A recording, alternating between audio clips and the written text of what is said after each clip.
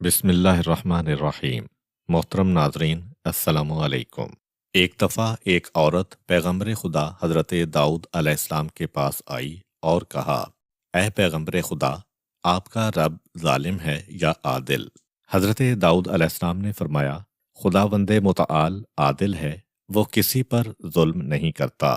اس کے بعد فرمایا، کیا ہوا ہے جس کی وجہ سے تم یہ سوال کر رہی ہو؟ عورت نے کہا، میں ایک بیوہ خاتون ہوں اور میری 3 بیٹیاں ہیں۔ میں اپنے ہاتھوں سے شال وغیرہ بناتی ہوں۔ کل میں نے ایک شال بنائی تھی اور اس کو کپڑے میں لپیٹ کر بازار میں بیچنے کی غرض سے جا رہی تھی تاکہ اس کو بیچ کر بچیوں کے لیے کھانے کا انتظام کروں۔ اچانک ایک پرندہ آیا اور میرے ہاتھوں سے وہ شال لے کر چلا گیا۔ اس طرح میں تنگ دست اور غمگین ہو گئی۔ میرے پاس کچھ بھی نہیں جس سے اپنی بچیوں کا پیٹ بھروں۔ ابھی عورت کی گفتگو ختم نہیں ہوئی تھی کہ حضرت داؤد علیہ السلام کے دروازے پر کسی نے دق الباب کیا۔ آپ نے اندر آنے کی اجازت دی۔ 10 تاجر حضرت داؤد علیہ السلام کے پاس آئے اور ہر ایک نے 100 دینار یعنی کل 1000 دینار آپ علیہ السلام کے پاس رکھے اور عرض کیا، اے پیغمبر خدا، اس رقم کو کسی مستحق کو دے دیں۔ جناب داؤد علیہ السلام نے ان تاجروں سے پوچھا، اس کی کیا وجہ ہے کہ تم سب مل کر اس رقم کو یہاں پر لے کر آئے ہو؟ تاجروں نے عرض کیا، ہم ایک کشتی پر سوار تھے کہ اچانک ایک طوفان اٹھا اور کشتی میں سوراخ ہو گیا اور قریب تھا کہ ہم غرق ہو جائیں اور ہم ہلاک ہو جائیں۔ اس وقت ہم نے ایک پرندے کو دیکھا کہ اس نے ہماری طرف ایک سرخ کپڑا پھینکا۔ جب ہم نے اس کپڑے کو دیکھا تو اس میں ایک شال تھی۔ اس شال کے ذریعے سے ہم نے کشتی کے سوراخ کو بند کیا اور اس طرح ہم نجات پا گئے اور طوفان کو بھی آرام آ گیا اور ہم ساحل پر پہنچ گئے۔ خطرے کے وقت ہم سب نے منت مانی تھی کہ اگر ہماری جان بچ گئی تو ہم میں سے ہر ایک 100 دینار صدقہ دے گا۔ اس وقت یہ 1000 دینار آپ کی خدمت میں لے کر آئے ہیں، آپ کی مرضی، جس کو بھی چاہیں صدقہ دیں۔ حضرت داؤد علیہ السلام نے عورت کی طرف رخ کیا اور فرمایا، تیرے رب نے تیرے لیے دریا سے ہدیہ بھجوایا ہے، لیکن تو اس کو ظالم اور ستمگر جانتی ہے۔ اس کے بعد 1000 دینار اس عورت کو دیے اور فرمایا، ان پیسوں کے ذریعے بچیوں کے کھانے پینے کا انتظام کر۔ پروردگار عالم تیرے حالات اور روزگار سے دوسروں کی نسبت زیادہ جاننے والا ہے۔ حضرت موسیٰ علیہ السلام کے زمانے میں ایک دن ابلیس حضرت کے پاس آیا اور کہا، چاہتا ہوں کہ آپ کو 1003 نصیحتیں کروں۔ حضرت موسیٰ علیہ السلام ابلیس کو پہچان گئے اور فرمایا، جتنا تم جانتے ہو اس سے کہیں زیادہ میں جانتا ہوں، مجھے تیری نصیحت کی کوئی ضرورت نہیں۔ حضرت جبرائیل حضرت موسیٰ علیہ السلام پر وحی لے کر نازل ہوئے اور عرض کی، اے موسیٰ، پروردگار عالم فرماتا ہے، اس کے 1000 نصائح غریب ہیں، لیکن اس کی 3 نصیحتیں کام آنے والی ہیں، ان کو سنو۔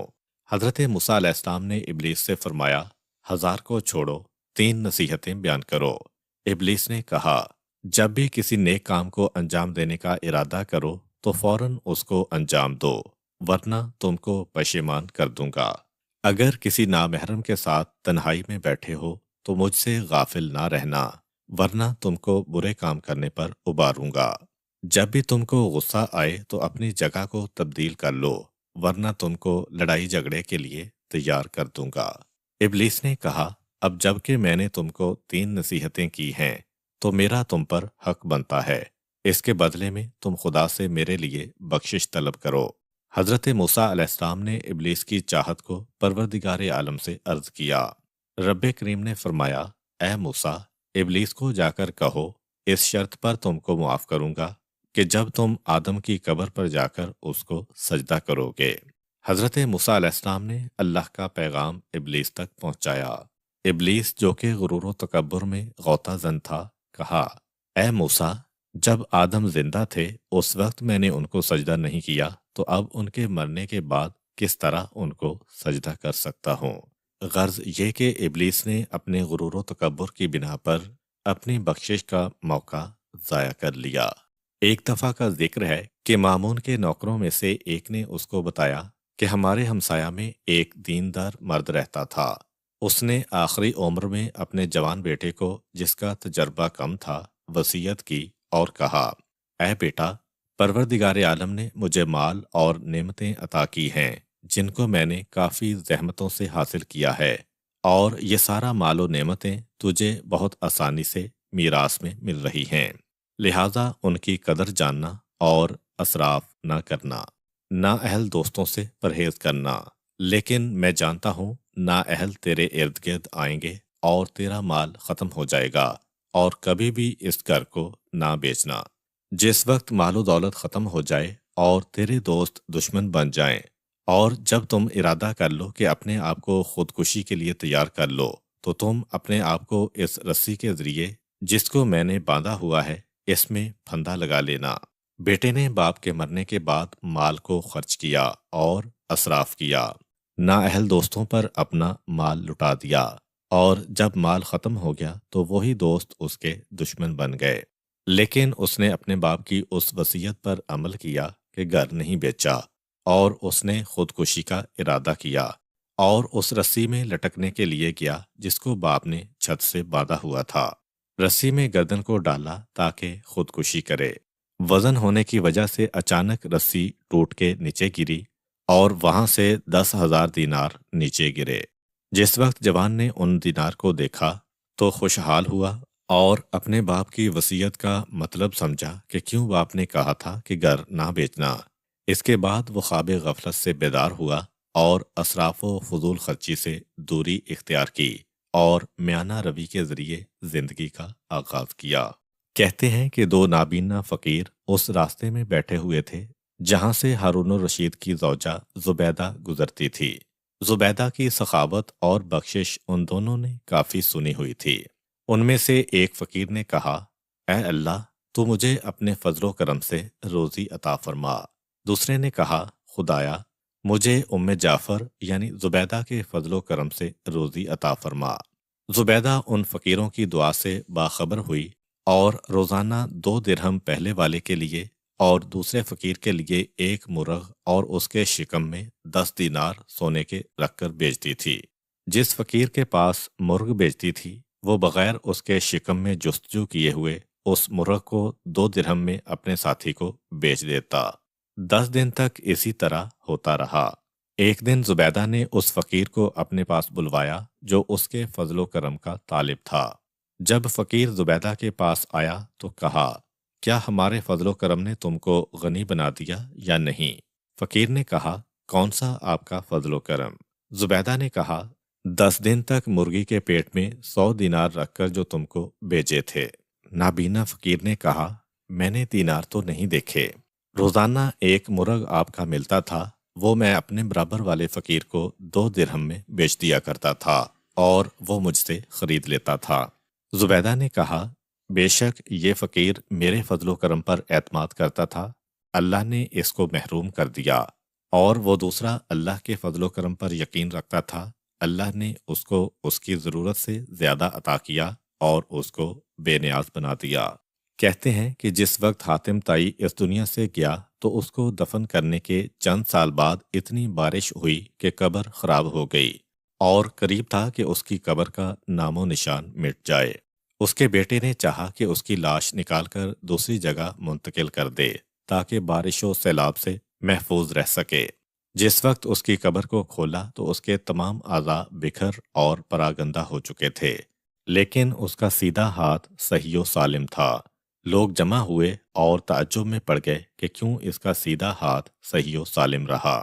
ایک بوڑھا شخص جو صاحب دل تھا اس کا وہاں سے گزر ہوا تو اس نے کہا، تعجب نہ کرو، حاتم طائی اس سیدھے ہاتھ سے بہت زیادہ بخشش و عطا کرتا تھا، اس وجہ سے اس کا سیدھا ہاتھ صحیح و سالم رہا ہے۔ ایک دفعہ کا ذکر ہے کہ منصور دوانی کی اپنے ممبر پر بیٹھا ہوا گفتگو کر رہا تھا۔ ایک مکھی بار بار اس کی ناک پر آ کر بیٹھ جاتی تھی۔ منصور مکھی کو اپنے ہاتھ سے دور ہٹاتا تو مکھی اڑ کر اس کی آنکھ پر آ کر دوبارہ بیٹھ جاتی۔ وہ بار بار دور ہٹاتا اور مکھی ہر بار آ کر بیٹھ جاتی، یہاں تک کہ منصور کو غصہ آ گیا اور مکھی کو آخر کار جان سے مار دیا۔ جب ممبر سے اتر کر نیچے آیا تو عامر بن عبید سے پوچھا، خدا نے مکھی کو کیوں خلق کیا ہے؟ عمر بن عبید نے کہا تاکہ اس کے ذریعے ظالم و ستمگر کو رسوا کرے۔ منصور نے پوچھا یہ تم کہاں سے کہہ رہے ہو؟ عمر بن عبید نے کہا پروردگار عالم سورہ حج کی آیت نمبر 73 میں ارشاد فرماتا ہے، اور اگر مکھی ان سے کوئی چیز چھین لے تو یہ اس سے چھڑا بھی نہیں سکتے ہیں، کیونکہ طالب و مطلوب دونوں ہی کمزور ہیں۔ ایک عبادت گزار خاتون جس کا نام باہیا تھا، جس وقت اس کے مرنے کا وقت قریب ہوا تو آسمان کی طرف رخ کیا اور کہا خدایا تو میرا خزانہ ہے، میں تجھ پر اعتماد کرتی ہوں، مرنے کے وقت مجھے ذلیل و رسوا نہ کرنا اور مجھے وحشت قبر سے نجات عطا فرمانا۔ جب دنیا سے گئی تو اس کا ایک بیٹا تھا جو ہر شب جمعہ اور جمعہ کے دن ماں کی قبر پر آتا اور قرآن و دعا کی تلاوت کرتا، ماں اور قبرستان والوں کے لیے مغفرت کی دعا کرتا۔ ایک رات اس نے اپنی ماں کو خواب میں دیکھا، سلام کیا اور عرض کیا اے مادر گرامی آپ کیسی ہیں؟ ماں نے کہا اے بیٹا موت کافی سخت ہے اور الحمدللہ برزخ میں میری بہت اچھی جگہ ہے۔ بیٹے نے عرض کیا ماں کسی چیز کی ضرورت ہے؟ ماں نے کہا بیٹا ہمیشہ دعا، زیارت اور قرآن کی تلاوت میرے لیے کرتے رہا کرو، تمہارے قبرستان آنے سے شب جمعہ اور جمعہ کے دن میں خوش ہوتی ہوں، اور جس وقت تم آتے ہو تو قبرستان کے مردے مجھ سے کہتے ہیں اے باہیا تمہارا بیٹا آیا ہے، میں اور میرے برابر والے مردے اس خوشخبری کو سن کر خوش ہوتے ہیں۔ یہ جوان ماں اور دیگر مردوں کے لیے دعا اور قرآن کی تلاوت میں مشغول رہا۔ ایک رات پھر اس نے خواب میں دیکھا کہ کافی افراد اس کے پاس آئے ہیں۔ جوان نے پوچھا آپ لوگ کون ہیں؟ انہوں نے کہا ہم قبرستان والے ہیں اور تیرا شکریہ ادا کرنے کے لیے تیرے پاس آئے ہیں، تو ہمارے لیے دعا اور قرآن کی تلاوت کرتا ہے، اس عمل کو ترک مت کرنا۔ خداوند کریم بحق محمد و آل محمد ہم سب کو اپنے اپنے مرحومین کو یاد کرنے کی توفیق عطا فرمائے اور ہمیں ان کے لیے اعمال صالحہ بجا لانے کی توفیق عطا فرمائے۔ ایک شخص پیغمبر اکرم صلی اللہ علیہ وآلہ وسلم کی خدمت میں آیا، اے اللہ کے حبیب میں نے قسم کھائی ہے کہ جنت کے دروازے کی چوکھٹ اور حور العین کی پیشانی کا بوسہ لوں گا، اب میں کیا کروں؟ پیغمبر اکرم صلی اللہ علیہ وآلہ وسلم نے فرمایا ماں کے قدموں اور باپ کی پیشانی کا بوسہ لو، یعنی اگر تم نے اس طرح کیا تو تم اپنی قسم پر عمل کر لو گے۔ اس شخص نے کہا اگر ماں باپ اس دنیا سے جا چکے ہوں تو کیا کروں؟ پیغمبر اکرم نے کہا ان کی قبر کو جا کر چومو۔ جس وقت حضرت ابراہیم خلیل خدا علیہ السلام اپنے فرزند اسماعیل علیہ السلام کے دیدار کے لیے شام سے مکہ آئے، حضرت اسماعیل گھر میں نہ تھے۔ حضرت ابراہیم علیہ السلام شام واپس چلے گئے۔ جس وقت حضرت اسماعیل سفر سے واپس پلٹے، ان کی زوجہ نے حضرت ابراہیم کے آنے کے بارے میں انہیں بتایا۔ حضرت اسماعیل علیہ السلام نے اپنے والد گرامی کے پیروں کے نشان کو تلاش کیا اور بعنوان پدر پیروں کے نشان کی جگہ کا بوسہ لیا۔ ایک دفعہ ایک پرہیزگار آدمی مصر گیا تو وہاں اس نے ایک لوہار کو دیکھا جو تپتے ہوئے لوہے کو بٹی سے نکالتا تھا، لیکن اس کی حرارت کا اس پر کوئی اثر نہیں ہوتا تھا۔ اس نے اپنے آپ سے کہا یہ کوئی ولی ہے۔ وہ شخص آگے بڑھا اور اسے سلام کیا اور کہا تجھے اس خدا کا واسطہ جس نے تیرے ہاتھ پر یہ کرامت جاری کی ہے، میرے حق میں دعا کر۔ لوہار نے جب یہ بات سنی تو رونے لگا اور کہا میرے بارے میں جو تم سوچ رہے ہو وہ صحیح نہیں ہے، میں متقین و صالحین میں سے نہیں ہوں۔ اس شخص نے کہا ایسا کیسے ہو سکتا ہے؟ ایسا کام تو خدا کے نیک بندوں کے سوا کوئی نہیں کر سکتا۔ اس نے جواب دیا یہ بات صحیح ہے لیکن اس کا سبب کچھ اور ہے۔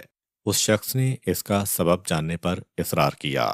لوہار نے کہا ایک دن میں اپنی دکان میں کام میں مشغول تھا کہ ایک انتہائی خوبصورت عورت میرے پاس آئی اور اپنی غربت و لاچاری ظاہر کی۔ میرا اس پر دل آ گیا۔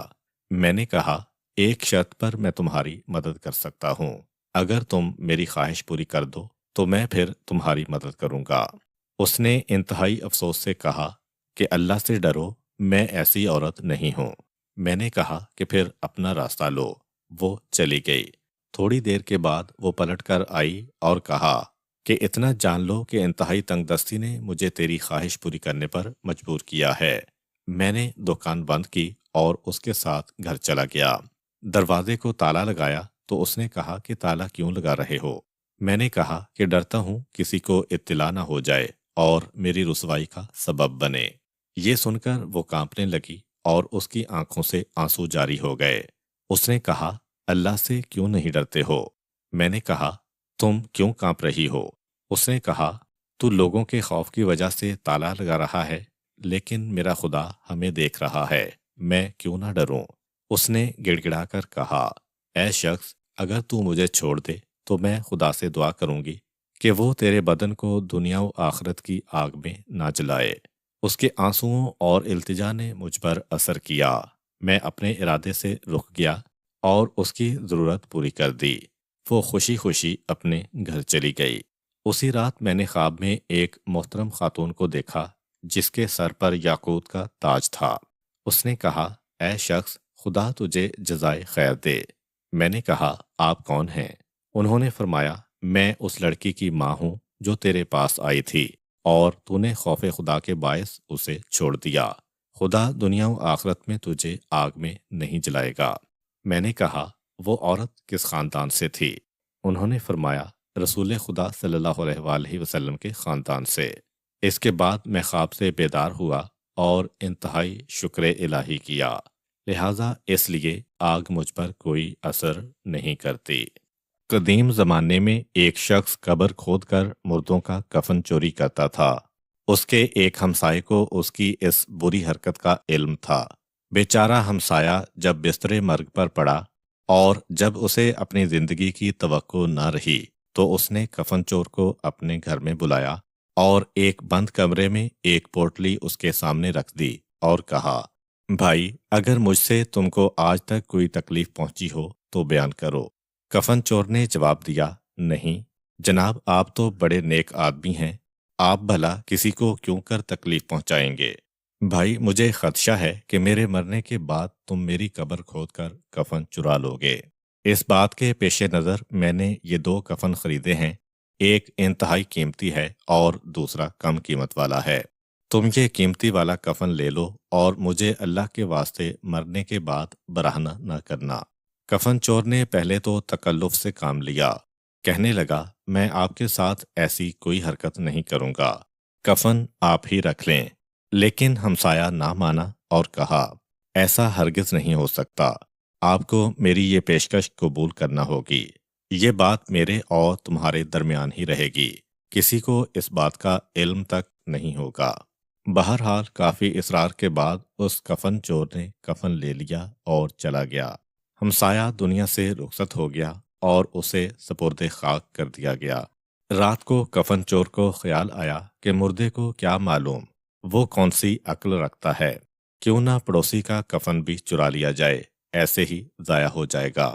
کفن چور نے حسب معمول ہمسایہ کی قبر کھودی اور اسے برہنہ کرنا چاہا تو یکا یک میت سے رونے کی آوازیں آنے لگیں، مجھے برہنہ مت کر، مجھے برہنہ مت کر۔ یہ جملہ کفن چور کے دل میں اتر گیا، وہ خوف خدا سے لرزنے لگا اور قبر سے فوراً باہر آ گیا۔ اس کے اوپر ایسا خوف خدا طاری ہوا کہ وہ بیمار پڑ گیا، سمجھ گیا کہ یہ خوف مجھے مار ڈالے گا۔ اپنے بیٹے کو وصیت کی کہ میں نے تمہاری خاطر بڑی زحمتیں اٹھائیں، اب تم سے ایک خواہش ہے، میری وصیت ہے کہ میرے مرنے کے بعد مجھے سپرد خاک مت کرنا، بلکہ میری لاش کو ایک صحرا میں لے جا کر نظر آتش کر دینا، آدھی راکھ کو دریا میں اور باقی آدھی کو صحرا میں بکھیر دینا۔ میں بڑا گناہگار بندہ ہوں، میں مسلمانوں کے قبرستان میں دفن ہونے کی اہلیت نہیں رکھتا۔ جب کفن چور مر گیا اور اس کی وصیت پر عمل کیا گیا تو اللہ کی طرف سے اسے زندہ کیے جانے کا حکم ہوا۔ اسے زندہ کیا گیا، ندا آئی اے بندہ، تو نے یہ کیسی وصیت کی؟ عرض کیا خدایا، تو تو شاہد ہے کہ خوف ندامت کی وجہ سے میں نے ایسا کیا۔ ندا آئی ہم نے تجھے اپنی امان میں قرار دیا، جو کوئی خدا سے ڈر گیا تو خدا اسے اپنی پناہ میں لے لیتا ہے۔ ابن بطوطہ مصری نے 700 سال قبل جن ممالک کا سفر کیا تھا اسے سفر نامے کی صورت میں مرتب کیا۔ وہ بیان کرتا ہے کہ جب میں شیراز پہنچا تو جامع مسجد عتیق کا دورہ کیا۔ مسجد کا تمام صحن سنگ مرمر کا بنا ہوا تھا۔ 24 گھنٹوں میں 3 مرتبہ اس کی دھلائی ہوتی تھی۔ نماز کے وقت لوگوں کا ہجوم کافی ہوتا تھا۔ مسجد کے باہر ایک بازار بھی تھا جس کی زیبائی بازار شام کے علاوہ میں نے کہیں نہیں دیکھی۔ جب میں بازار میں داخل ہوا تو میری نظر ایک دکاندار پر پڑی جس کے پاس کوئی خریدار نہیں تھا اور وہ قرآن کی تلاوت میں مشغول تھا۔ اس کی یہ بات مجھے بڑی پسند آئی اور میں اس کے پاس جا کر بیٹھ گیا۔ احوال پرسی کی۔ دعا و سلام کے بعد دکاندار نے مجھے بتایا کہ میری دکان میں میری قبر بھی ہے۔ اس نے فرش ہٹا کر قبر دکھائی۔ واقعی بالکل تیار قبر تھی۔ اس کے نام کا کتبہ بھی موجود تھا۔ اس نے مجھے اس کی وجہ بتاتے ہوئے کہا، میں نے اپنی روزی کی جگہ کو قبرستان میں اس لیے تبدیل کر رکھا ہے کہ اللہ تعالیٰ کو نہ بھول سکوں، تاکہ موت یاد رہے اور اس طرح دنیا کے فریب کا شکار نہ ہو جاؤں، اپنے خریداروں سے کسی قسم کا دھوکہ نہ کروں اور با ایمان اس دار فانی سے کوچ کروں۔ جب کوئی گاہک نہیں ہوتا تو یہاں بیٹھا قرآن کی تلاوت کرتا ہوں تاکہ نفس قابو میں رہے۔ تو یہ تھی 700 سال قبل شیراز کے ایک دکاندار کی خدا پرستی کی ایک مثال۔ اور اب دیکھیے صورتحال یکسر بدل چکی ہے۔ سب لوگ موت سے غافل ہو چکے ہیں۔ اب تو برسوں گزر جاتے ہیں اور کوئی موت کو یاد نہیں کرتا۔ آخرت کے لیے کوئی فکر مند نظر نہیں آتا۔ سب کی توجہ کار، بنگلے اور دیگر مادی وسائل کی طرف مرکوز ہے۔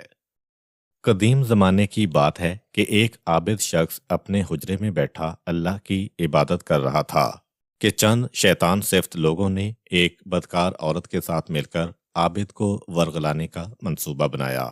عورت نے عابد کے حجرہ کا دروازہ کھٹکھٹایا۔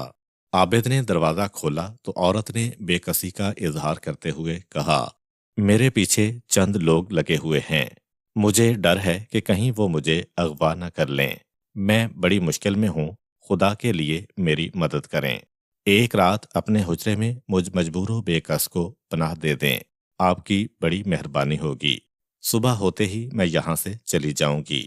عابد نے کہا، آ جاؤ، اللہ مالک ہے۔ بیچارہ عابد بہت بری طرح پھنس گیا۔ شہوت کی آگ غالب آنے لگی۔ کیا کروں؟ اس کے دماغ میں یہ بات آئی کہ اس آگ کو خوف الہی کے ذریعے ہی بجھایا جا سکتا ہے۔ اس کے سامنے ایک انگیٹھی جل رہی تھی۔ اس نے اپنی انگلی آگ میں ڈال دی اور اپنے آپ سے کہنے لگا، یہ آگ کہاں اور جہنم کی آگ کہاں؟ اگر تو یہ آگ برداشت نہیں کر سکتا تو جہنم کی آگ کس طرح برداشت کرے گا؟ کچھ دیر آگ کا اثر رہا اور پھر ماند پڑ گیا۔ شہوت کی آگ نے ایک بار پھر بھڑکنا شروع کیا۔ عابد نے اپنی دوسری انگلی آگ میں ڈال دی۔ الغرض جب بھی شہوت بڑھتی، عابد اپنی ایک انگلی آگ میں ڈال دیتا۔ صبح ہوتے ہوتے اس کی 10 انگلیاں جل گئیں اور وہ عورت صبح ہوتے ہی اپنی منزل کی طرف روانہ ہو گئی۔ بے شک ہم سب کو بھی اس بات پر توجہ دینی چاہیے کہ اگر آپ ایک لمحہ کے لیے بھی غفلت کریں گے تو شہوت اپنا زہر آپ میں منتقل کر دے گی۔ اگر اللہ کا خوف دل میں پیدا ہو جائے تو اللہ بھی آپ کی مدد کرے گا اور آپ کو شیطان پر غالب کر دے گا۔ امید کرتا ہوں کہ آپ کو آج کی ویڈیو اچھی لگی ہوگی۔ اگر آپ کو ہماری ویڈیو اچھی لگی ہے تو ویڈیو کو لائک کریں اور اپنے دوستوں کے ساتھ شیئر کریں۔ ملتے ہیں نیکسٹ ویڈیو میں، تب تک کے لیے اجازت دیجیے۔ اللہ حافظ۔